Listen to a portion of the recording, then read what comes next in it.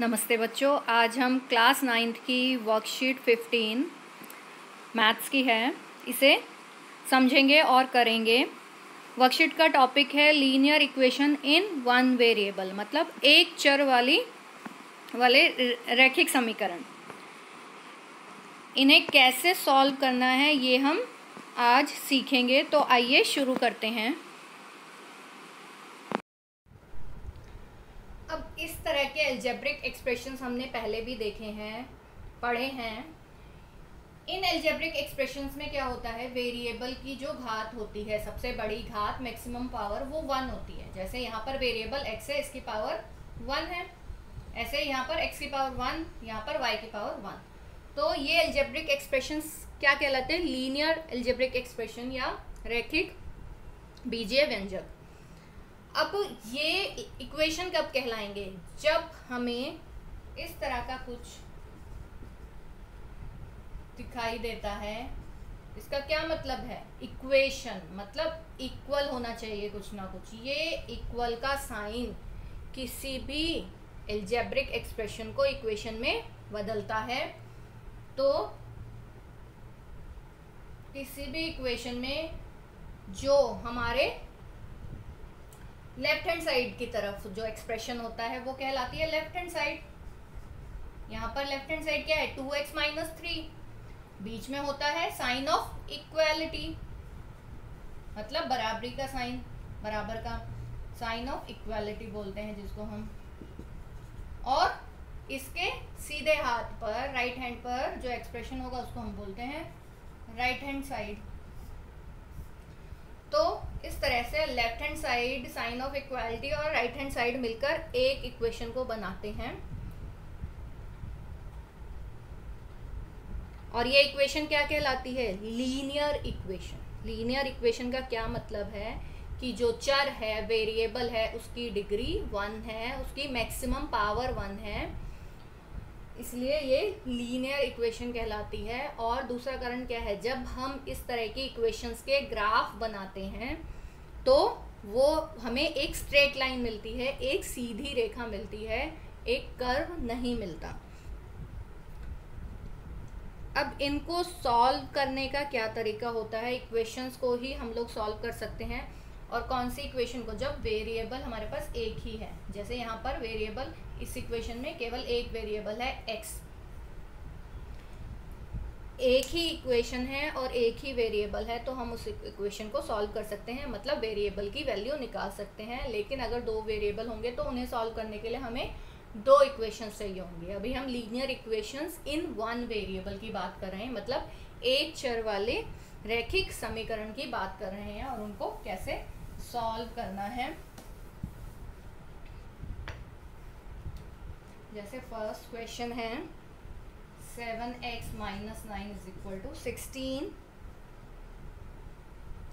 अब ये इक्वल का साइन हमें रखना है। हमें ऐसा नहीं करना कि कोई साइड बड़ी हो गई, कोई साइड छोटी हो गई तो ये इक्वल का साइन नहीं रहेगा।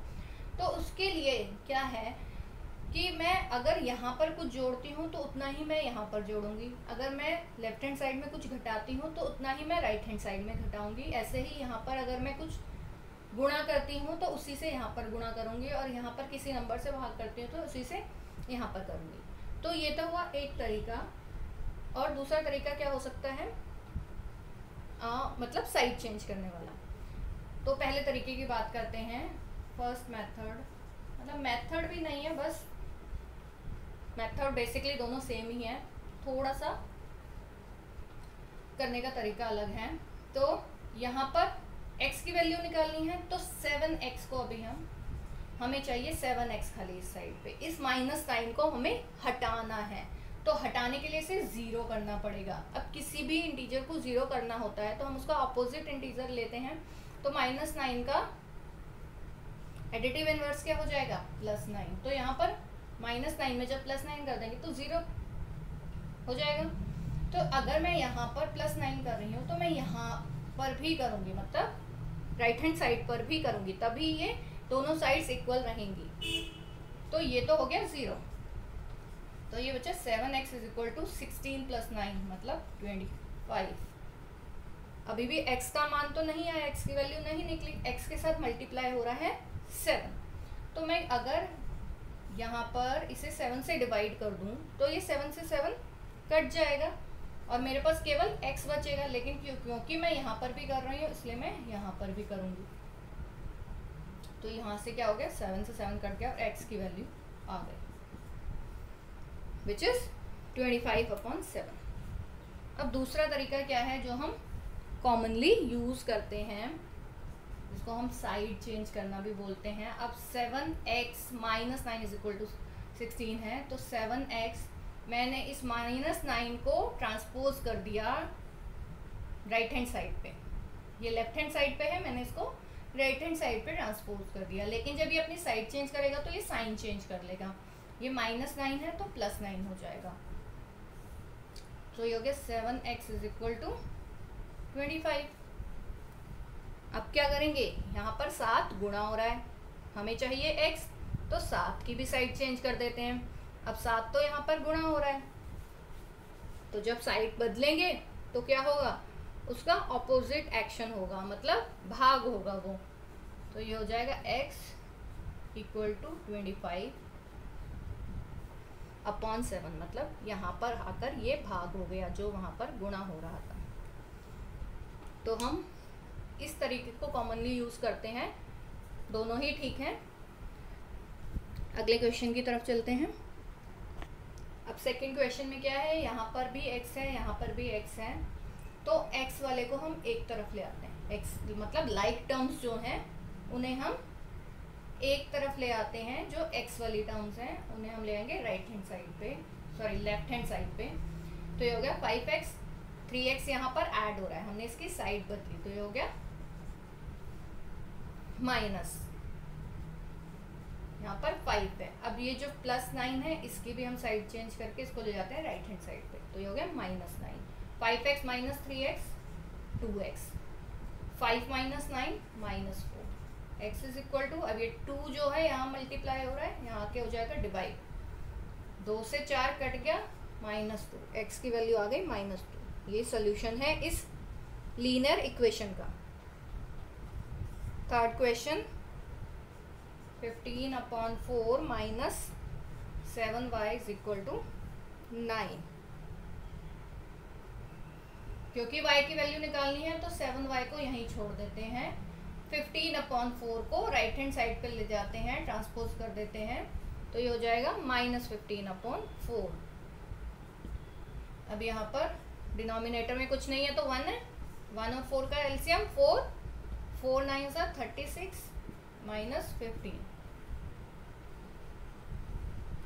तो ये कितना आ गया, -7y = 36 - 15,